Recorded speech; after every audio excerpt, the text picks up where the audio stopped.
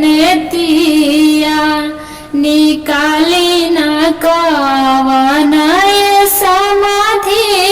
अपनी है पुतरिया निकाली न कवन समाधि अपनी है पुतरिया कैसे निकाली जी समाधि अपनी है पुतरिया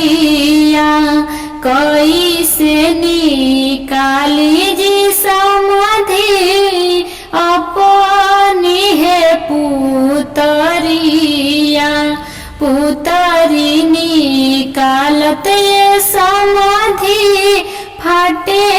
लहे कर जावा पुतरी निकालत समाधि फाटे लहे कर जावा काई खियवनी समाधि काई है पियवनी काई खियवनी समाधि काई है पियवनी कहाँ छिपवनी समाधि आपन सुंदर है धियावा कहाँ छिपवनी समाधि आपन सुंदर है धियावा खोआ खियवनी जी समाधि दूधावा है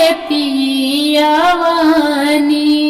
खोआ खियवनी जी समाधि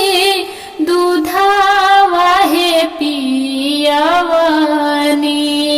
सोने के पिंजरवा जी समाधि धियावा के छिपवनी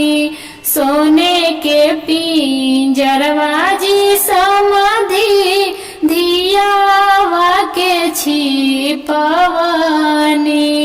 पुतरी निकालत जी समाधि फाटे